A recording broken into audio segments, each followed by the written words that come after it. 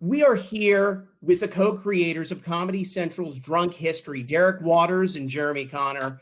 I love this show.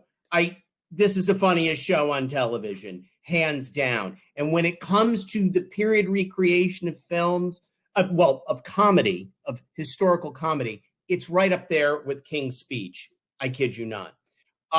Let's, as Warner Wolf used to say, let's go to the videotape. So now at this point, Julius Caesar is kicking ass, taking fucking names all over the Mediterranean. Like Julius Caesar's like, what's poppin'? I fuck with that, take it over. Cleopatra is into that. Like she's like, I'm feeling this. And so she's like, hey, Ptolemy, husband, brother, we should like link up with Rome. Hardcore parkour. Like Cleopatra's like, yo, we should fuck with Rome.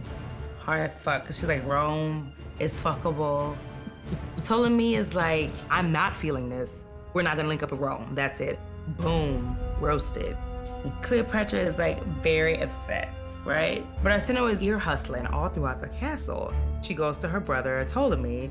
She's like, yo, I know I'm 11, but peep this. I'm not fucking with Julius Caesar either. I don't think Egypt should link up. As a matter of fact, you should check your wife because she's trying to, like, she's not even listening to you, dude. Like, she's like, you the husband, and she not listening, right? So Ptolemy goes to Cleopatra and he's like, yo, Arsinoe came to me, told me she not fucking with it. She put some wisdom in my head, told me I shouldn't fuck with it, so we not going to do it. And not only that, I'm gonna banish you from Alexandria. So Cleopatra's like, excuse me? Like, you gonna come from my, like, what? So Cleopatra now is pissed at Arsinoe came for her throne. She is set on getting revenge on her little sister. So, oh my God! The health inspector and Dr. Soper roll up to Mary's. They bust over the door and they said, Mary, we have unequivocal proof that you're spreading typhoid all over this damn city. What is the deal? She says, honey, you're making shit up. I'm fine. And they say, Mary, are you washing your hands after you take a shit? Be honest. She says, if I'm being honest, no, I don't wash my hands thoroughly every time I take a dump. I'm a busy woman. I'm trying to get dessert made. I'm trying to get the appetizers done. So sometimes I gotta take a shit while I'm at work. I hurry up, I wipe, and I get back in that kitchen, okay? Time is money, and I'm trying to make my damn money. They said, you're making rich people sick.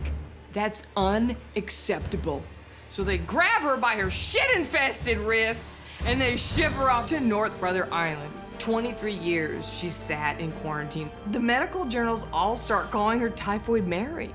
So she is considered to be the first asymptomatic case of typhoid fever in the history of the planet.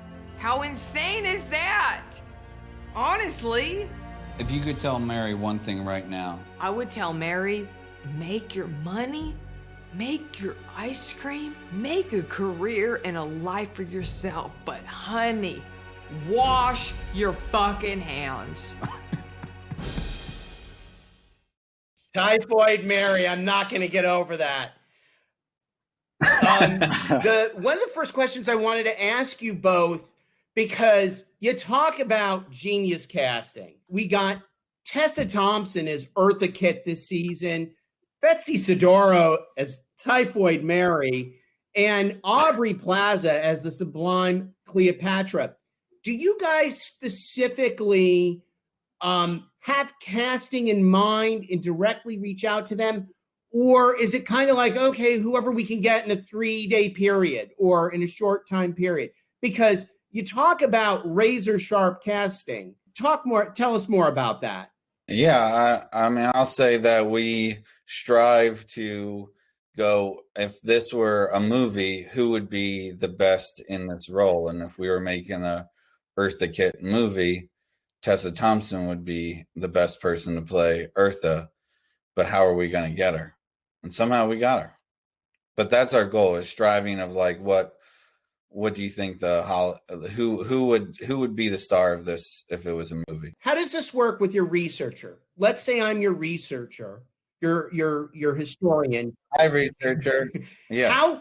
How do I pitch you on an idea? Meaning, do you come up with themes for your episodes? Like, for example, the Ripley's Believe It or Not, and the bad blood, Mm-hmm. and then you go from there? You fill the history according to the themes, or are they constantly like trying to find the zaniest thing possible in their research? It's a couple of things. I'll just say real quick, and then is, we strive for it's the stories. Find us the best stories that we weren't told in school, or pitch us a story about someone that we know so much about, and give us a story about them that we've never heard. And then based on the stories that we like the most, we're like, oh, that could be part of a Bad Blood episode, because and then we sort of find our themes on that. You agree, Jeremy? Yeah, it's a little bit of both. I think we get a great story and we fall in love with it, and when we try to figure out how we fit it into the season, and then sometimes we'll go, okay, we got 2 mysteries for our drunk mystery episode. We need one more mystery story, and then we sort of try to figure out how to we can find one more story. So it's always a little bit of a balancing act. But some of the most creative solutions come out of that, like when we did our James Callender story in the Founding Fathers, the guy who was maybe murdered by one of the Founding Fathers. We don't know. That was never a mystery when we first sort of thought about that. And then we decided, oh, let's put it in the mystery episode and really make it a mystery. And I think we come up with some really funny things that way. That might be the coldest case ever. Now, this past season, what was one of the most, and I mean challenging in a good way, what was one of the most challenging stories to mount? The story of Cleopatra's other sister, Arsinoe, the other queen of Egypt. She was this was our Game of Thrones. That was how we were approaching this.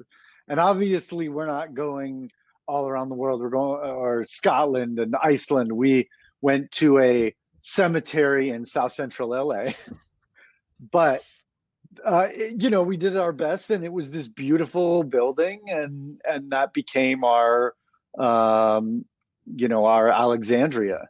And then we had a guy doing some drawings to help put some stuff together, and it looked pretty good, I thought.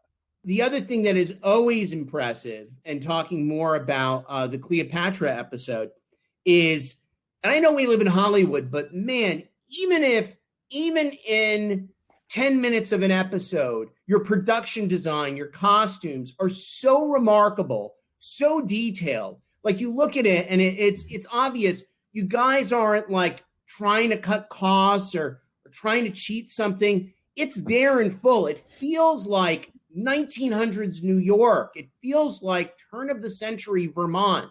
Talk about your crew here and the brilliance. How, like, are these guys able to just work fast? Like, I need Egypt in 2 days, and they just know where to go.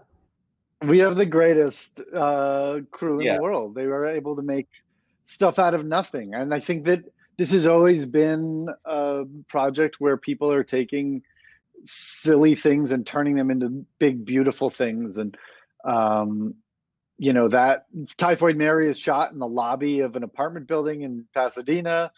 And all the wardrobe, though, is fantastic. That's the real. Yeah. Christina Mangini, she's been with us since the beginning, and she paints the work. She allows us to get away with this show, because you're just like, oh, I believe I'm in this world. And Monica Soto, our production designer, and Logan Schneider, our DP, like, it's just a really great collaboration of, like, we all are trying to make this really ridiculously told story look incredibly important, which the story is important, but it just happens to be told by someone who's intoxicated. But we're trying our best to make it, hopefully it'll get picked up by the History Channel in our brains as we're making this, like making it as important as that, or feel as important as that. Well, I can't thank you guys enough. Stay safe. Comedy Central's Drunk History.